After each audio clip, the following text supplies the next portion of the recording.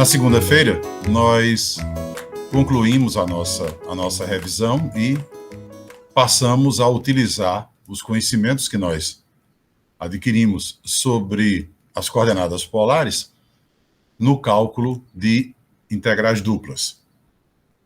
E houve tempo da gente colocar toda a mudança para coordenadas polares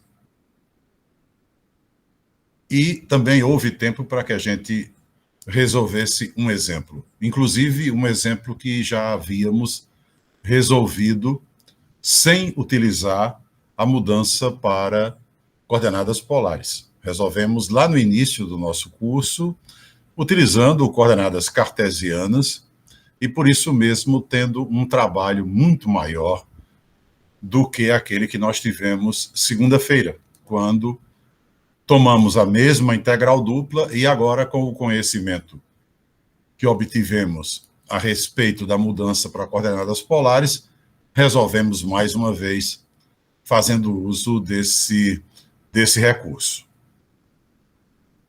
Como só resolvemos um exemplo, então eu queria que a gente resolvesse mais um para então seguir em frente com relação aos dois últimos tópicos que vão fechar a parte de integração dupla, que são os tópicos de cálculo de áreas, de regiões planas e cálculo de volumes. O exemplo que eu queria que a gente resolvesse seria o de calcular a integral dupla sobre D de 1 sobre a raiz de x2 mais y2 dx dy e sendo dito que D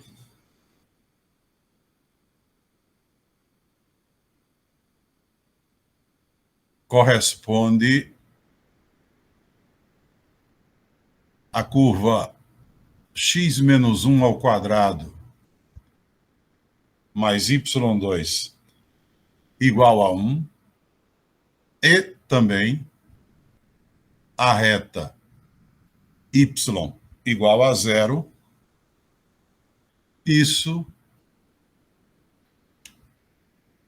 no primeiro quadrante.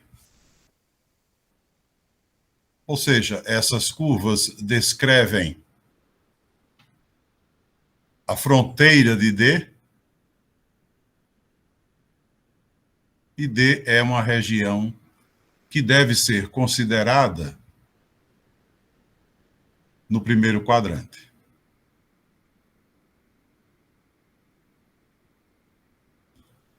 Quero fazer esse exemplo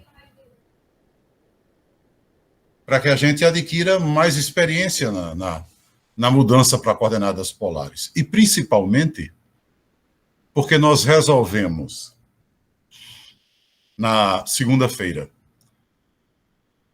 uma integral dupla usando a mudança para coordenadas polares, onde na fronteira de D havia um arco de circunferência e essa circunferência tinha centro na origem, não é? E agora temos aqui uma integral onde o domínio de integração também possui uma circunferência, um arco de circunferência compondo a sua fronteira, mas essa circunferência não tem centro na origem. Inclusive, propositalmente, colocamos essa circunferência compondo a fronteira de D, porque já trabalhamos com essa equação, não é? Quando nós iniciamos a análise de curvas no sistema polar, nós trabalhamos com uma equação em coordenadas polares que, ao ser traduzida para o sistema cartesiano, nos forneceu precisamente esta equação: x menos 1 ao quadrado mais y2 igual a 1. O que é que nós temos aqui? Em termos de gráfico, já que, como a gente sabe, tanto faz a gente considerar o gráfico no plano polar como no plano cartesiano, o gráfico é o mesmo, as equações mudam, mas os pontos se mantêm nos mesmos lugares, então as curvas se mantêm as mesmas. A gente pode traçar o gráfico logo da região D, imaginando no plano XY, sabendo que aquele gráfico não sofrerá nenhuma alteração no plano polar. A gente tem, então, que o nosso gráfico ficará algo desse tipo. Temos aqui o primeiro quadrante e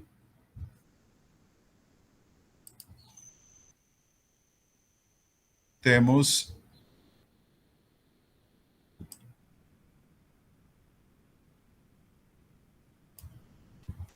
a circunferência de centro 1, 0 e raio 1, x menos 1 ao quadrado mais y2 igual a 1 é justamente a equação que define a circunferência de centro 1, 0 e raio 1. Nós temos aqui o centro no ponto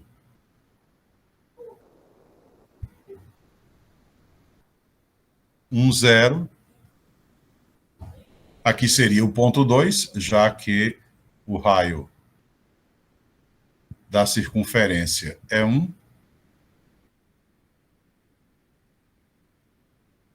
Aqui o eixo X, o eixo Y e, segundo o enunciado do problema, a nossa região é composta pelo arco da circunferência no primeiro quadrante e o eixo X, porque y é igual a 0, não é? É a equação do eixo X. Então, nossa região D é precisamente essa aqui. Região composta por todos os pontos que estão dentro da semicircunferência do semicírculo superior de centro no ponto 1, 0 e de raio 1. E aí você veja que, se você não tiver conhecimento da mudança para coordenadas polares, você tem pela frente um problema dificílimo, complicadíssimo. Primeiro, porque para você tirar, né, por exemplo, y em função de x, digamos, vou fazer a primeira integral em y, então y iria variar de 0 até a circunferência. Você teria uma situação aqui complicada, né? Uma situação complicada, já que o que é que vai acontecer aqui se você, por exemplo, escrever a integral em coordenadas cartesianas? Evidentemente, aqui nessa região, né, você teria o y, se a gente imaginar as setas que a gente sempre põe aqui, né, a gente imaginando as setas que sempre põe, o y estaria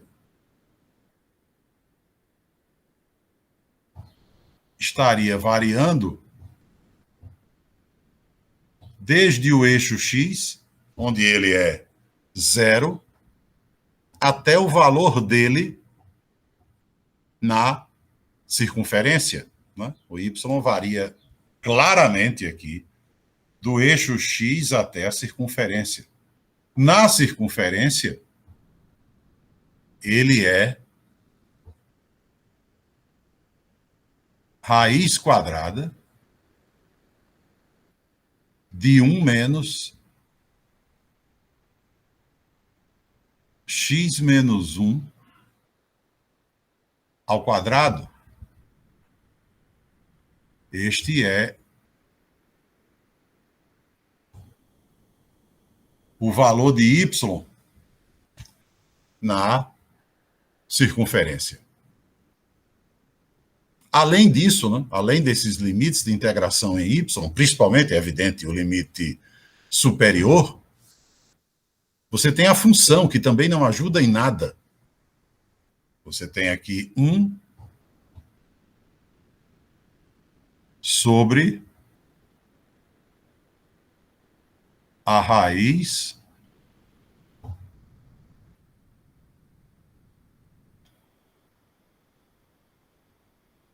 de x2 mais y2. Não é um integrando simples para você trabalhar. Aqui você teria dy e depois dx. Evidentemente, entre dois valores numéricos, o x estaria variando de 0 a 2. Então, a integral que foi proposta, se você fosse procurar resolvê-la em coordenadas cartesianas, lhe levaria para o cálculo dessa integral dupla. E essa integral dupla certamente não é simpática, não tem o menor traço de algo que vá querer colaborar com você para ser resolvida. Você tem pela frente, sem dúvida, um baita problema. Agora imagine que, já que você conhece a mudança para coordenadas polares, já que você sabe que uma das boas indicações que se deve usar, que se deve tentar usar a mudança para coordenadas polares, é justamente quando o domínio de integração tem na sua fronteira, tem compondo a sua fronteira um arco de circunferência. Então, nada melhor do que deixar esse monstro que está aí escrito para lá e procurar, no cálculo desta integral dupla de 1 sobre raiz de x2 mais y2, nesse domínio de integração, usar a mudança para polar.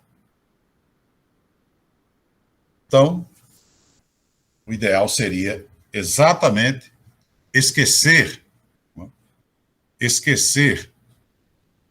essa situação que está aqui. Vou só guardá-la menorzinha aqui. Vamos esquecer essa integral aqui. Seria ela que a gente deveria resolver caso não conhecesse a mudança para coordenadas polares. Né? E agora, vamos então usar a mudança para coordenadas polares nessa mesma região, claro, uma vez que a gente sabe, como já falamos, que a região não se altera, apenas se alterará, né, toda a linguagem que eu vou utilizar. Eu saio da linguagem em x e y e vou para a linguagem em θ e r. Bom, para começo de conversa, não é? A função que está na minha integral, 1 sobre raiz de x2 mais y2, que em coordenadas cartesianas, para mim já é um grande problema procurar integrar, em coordenadas polares não representará mais problema algum. Não é? Porque o que é que vai acontecer? Eu sei que se eu utilizar a mudança para coordenadas polares, eu vou transformar a integral que me deram na integral dupla sobre D, o domínio não muda. Aí eu terei aqui f de θr, irei multiplicar por r, dr, dθ. Essa é a minha fórmula de mudança de variáveis quando eu estou aplicando a mudança de variáveis, no caso, as coordenadas polares. E aí perceba, o que é que vai acontecer? Se eu utilizo, portanto, a mudança para coordenadas polares, a integral que eu vou ter que resolver será integral dupla sobre D apenas de dr dθ. Não fica nada dentro da integral. Por quê? Porque a minha função é 1 sobre raiz de x2 mais y2. Acontece que raiz de x2 mais y2 eu sei que é r.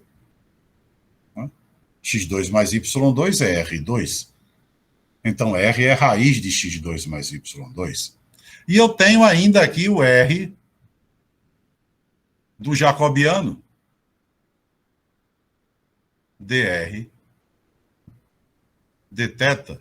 Logo, isto aqui se cancela e o primeiro grande problema do caso cartesiano já desapareceu. Essa função já não existe mais para que eu me preocupe com ela. Eu tenho simplesmente integral de dr dθ. Então, na verdade, o trabalho é somente a gente fazer, né, uma concentração em cima dessa região e descobrir a variação de r de θ. Função não tem mais. Cancelou com o jacobiano. Não vai ter problema nenhum. Como a gente já colocou, né, eu normalmente inicio o meu trabalho pela integral em relação a r, deixando a integral em relação a θ para a segunda etapa, né? Para a segunda etapa do meu trabalho.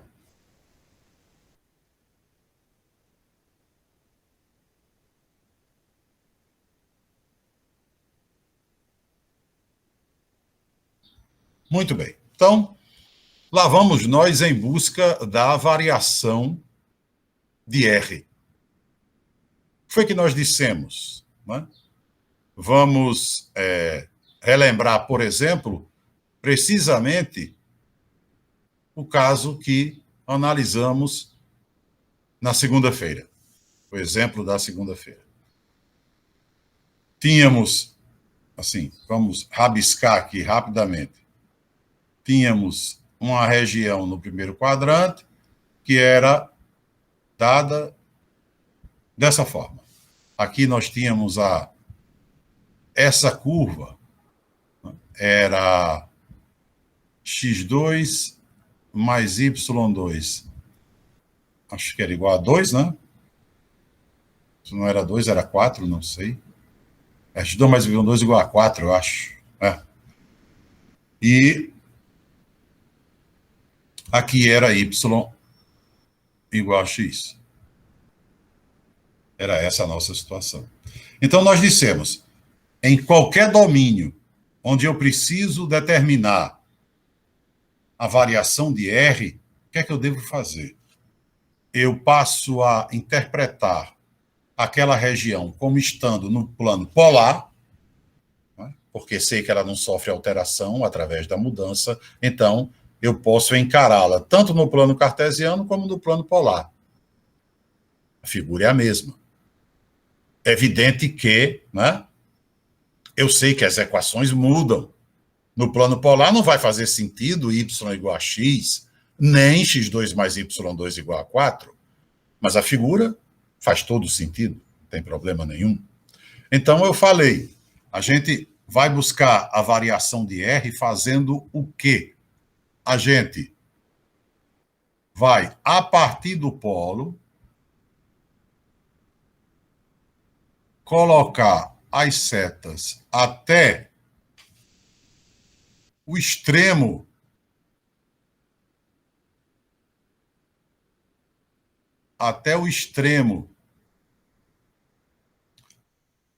do nosso domínio de integração, e aí a gente vai verificar qual foi a seção da seta, a parte da seta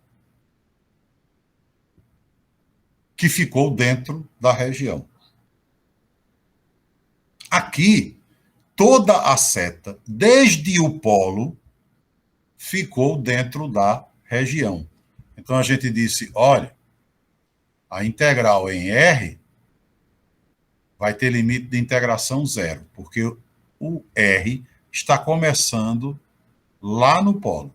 E no polo, o R é zero.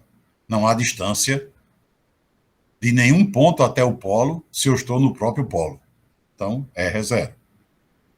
Eu vejo, então, que o R, a partir do zero, chega até a circunferência x2 mais y2 igual a 4, que, evidentemente,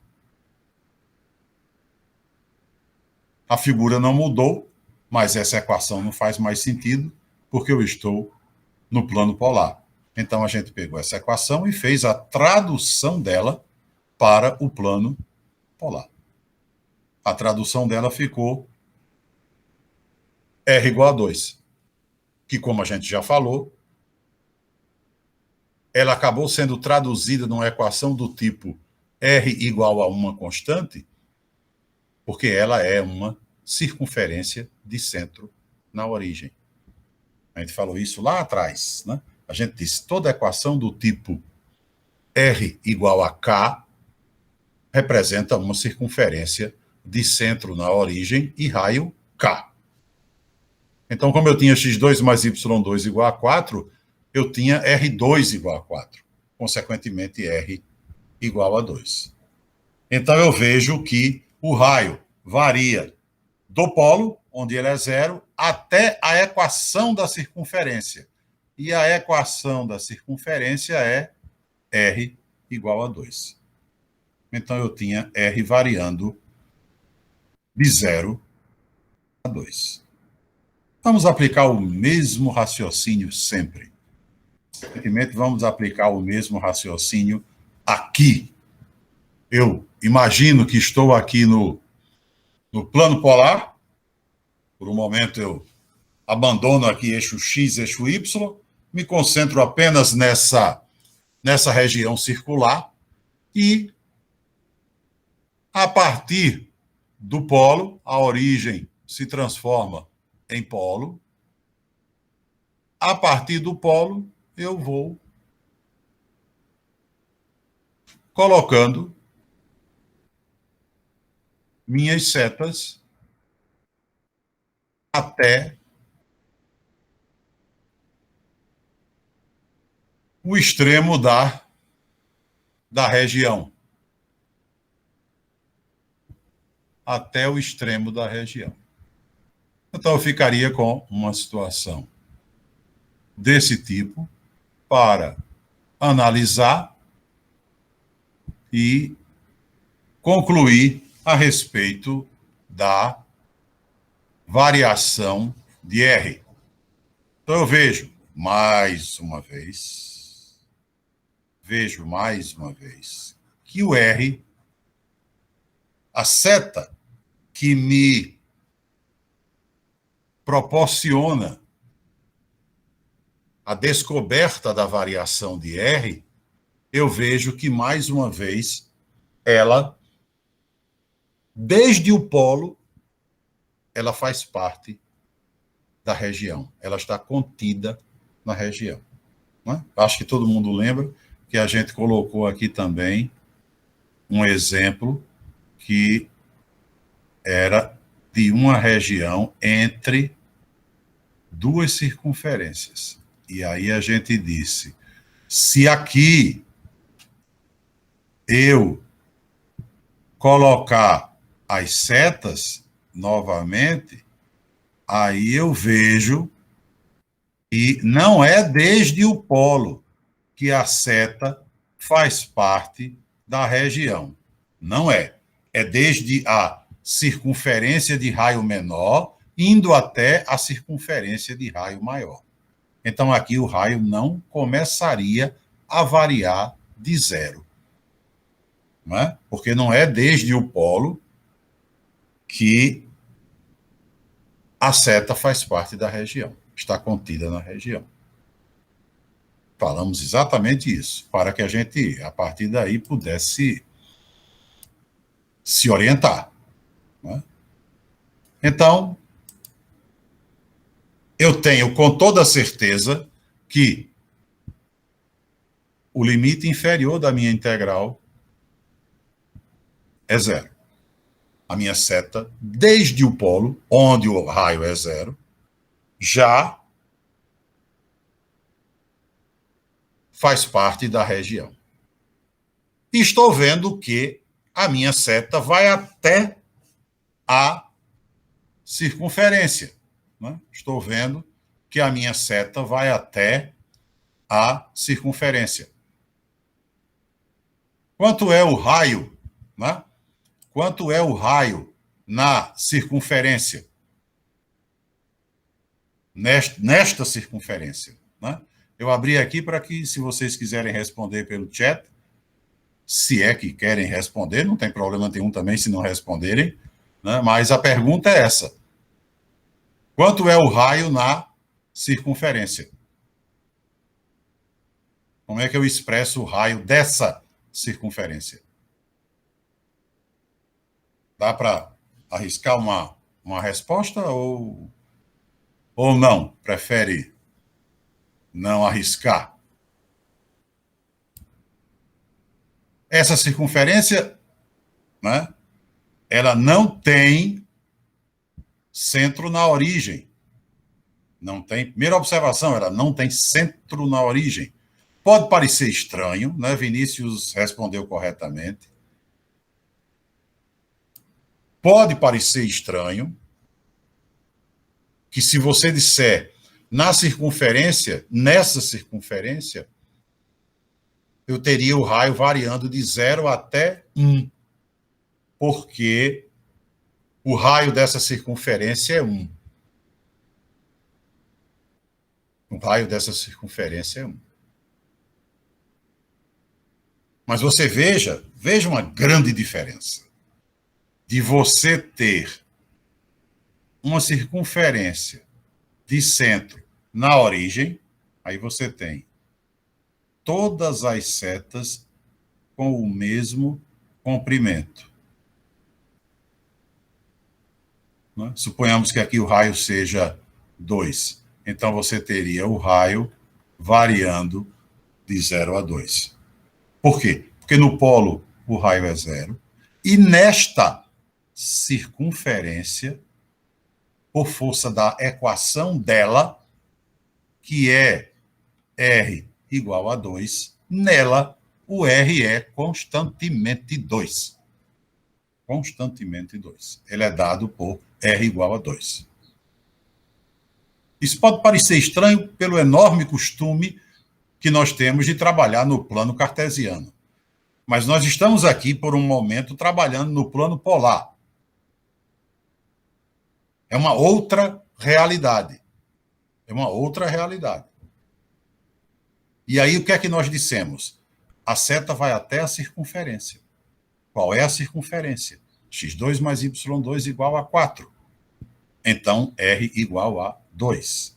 Aqui, se eu vou aplicar o mesmo raciocínio, o raio sai do polo, onde ele é zero, todas as setas saem do polo, e desde que elas saem, já estão contidas na região, então o raio começa em zero, e vai até a circunferência. Quanto é o raio nessa circunferência? Não é constantemente 1, nem constantemente 2, porque você vai ter que, da mesma forma que a gente fez segunda-feira para x2 mais y2 igual a 4, você vai ter que pegar x menos 1 ao quadrado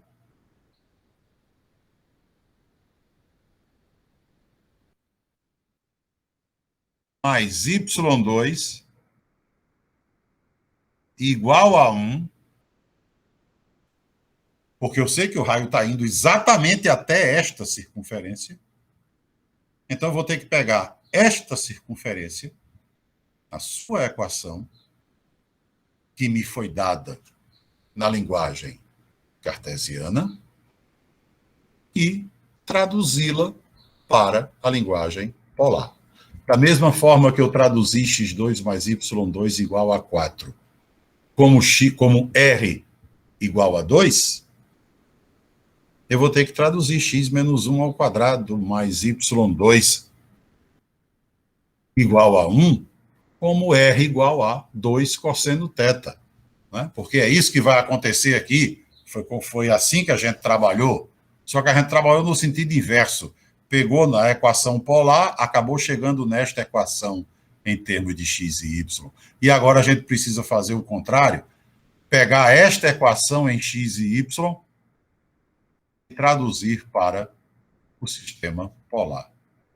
Então, traduzindo, vamos desenvolver esse primeiro termo, que é x2 menos 2x mais 1 mais y2 igual a 1. Tenho 1 em ambos os membros, vai embora. Né? Arrumo aqui essa equação como x2 mais y2 igual a 2x. E a tradução está feita, não é? Porque x2 mais y2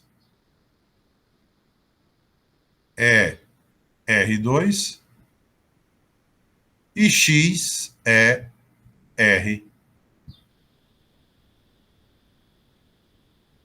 cosseno θ. Aqui eu tenho R2, aqui eu tenho R. Posso cancelar. E aí fico sabendo que essa equação aqui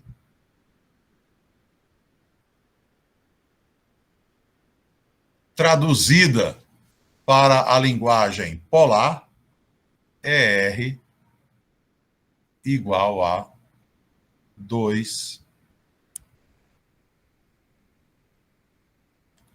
cosseno de θ. Logo,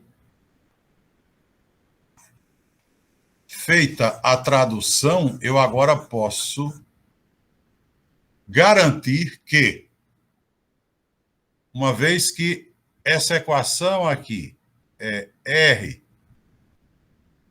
igual a 2 cosseno de θ, meu raio varia desde o polo, onde ele é zero, até esta circunferência, onde ele é 2 cosseno de θ. Então, nesse caso, eu tenho um R em função do θ. Não tenho mais um limite de integração numérico para o R, como eu tive no exemplo anterior. Né? Como eu tive no exemplo anterior.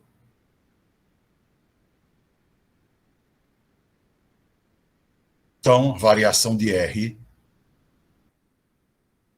está colocada. Está colocada. Preciso agora pensar na variação de θ.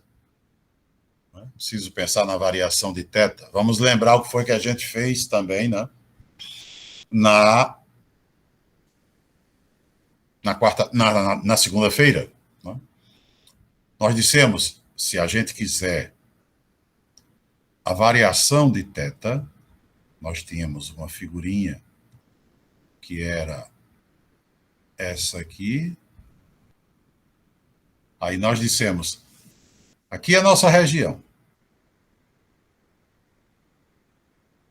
Se eu quero a variação de θ, o que é que eu faço? A partir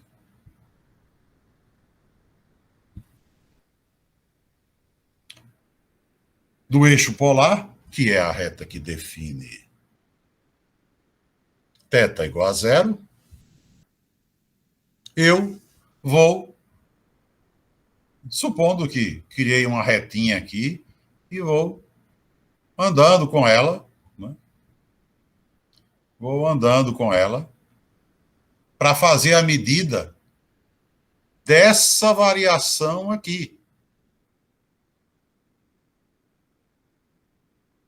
Porque eu estou vendo que a região que eu estou analisando é uma região que nasce em termos das coordenadas cartesianas na reta y igual a x e termina no eixo y. Então, eu preciso medir o θ exatamente a partir da reta y igual a x até o eixo y. Então, é óbvio que, como na reta y igual a x eu tenho π sobre 4, meu θ começa precisamente em π sobre 4. E como ele, considerando a região que eu estou analisando, termina no eixo y, e o eixo y é exatamente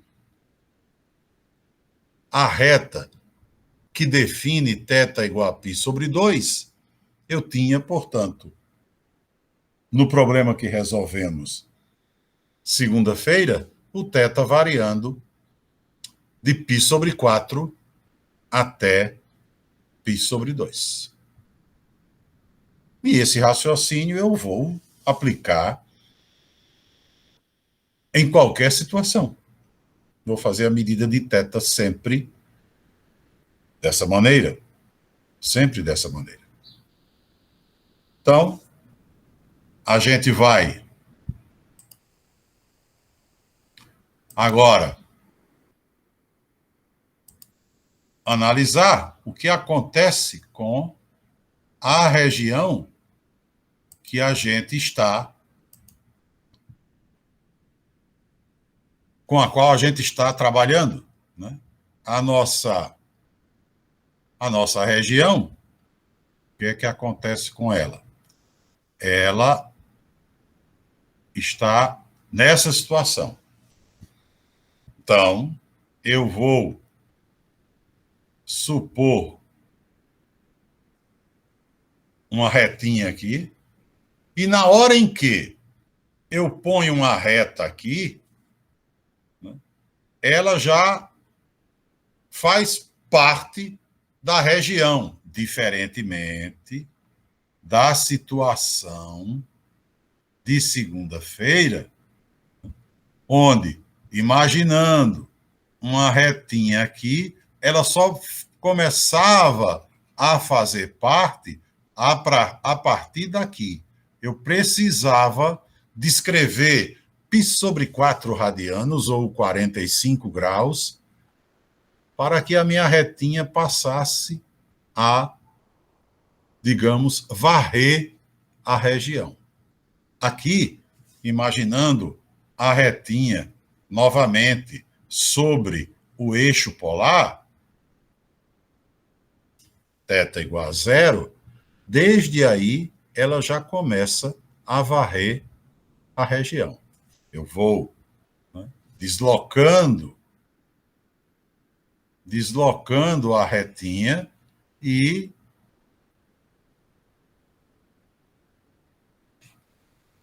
ela vai passando pela região. É evidente, então, né, que o meu θ nessa região começa desde o eixo polar, né, desde θ igual a zero. E se eu sigo nesse raciocínio, fazendo a retinha, eu descubro até onde vai o meu θ. Descubro até onde vai o meu θ. Alguém arrisca o limite superior da nossa integral? Não. O θ vai até π sobre 2. Π sobre 2. Correto.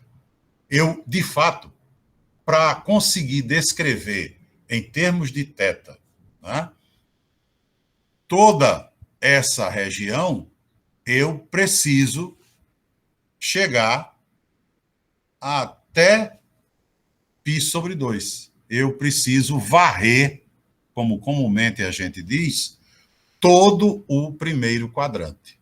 O primeiro quadrante é exatamente a região definida pela variação de θ, começando em zero e indo até π sobre 2.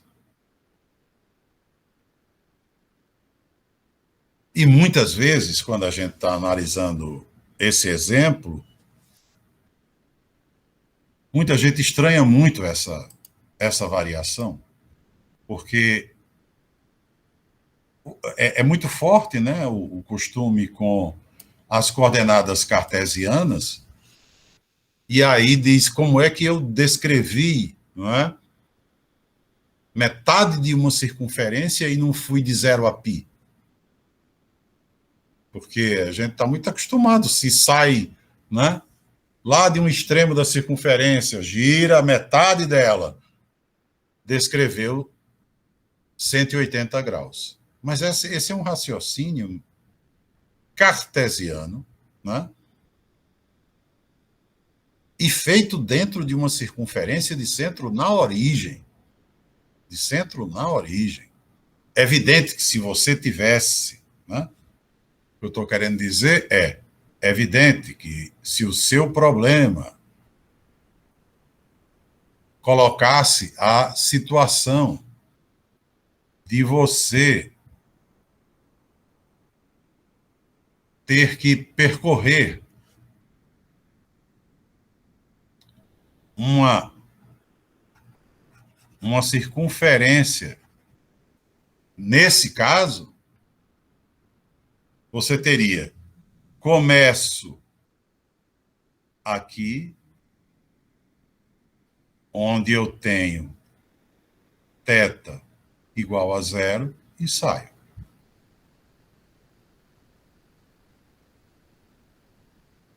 Passo por θ igual a π sobre 2, mas ainda tenho região para cá. Então, sigo com o θ varrendo a região e chego até θ igual a π. Essa é a grande diferença. Perceba que a circunferência aqui, ela de fato preenche o primeiro e o segundo quadrantes. Aqui só o primeiro. Então, aqui você está indo de 0 a π sobre 2. Aqui você iria de 0 a π. Essa é a grande diferença. Muito bem. E então, dessa forma, colocados os limites de integração, aí é que você vê que o problema monstruoso que você tinha em coordenadas cartesianas se transformou num problema facílimo em coordenadas polares. A integral de dentro não tem o que fazer, né? Integral de dentro é R, de 0 até 2 cosseno θ é o próprio 2 cosseno θ.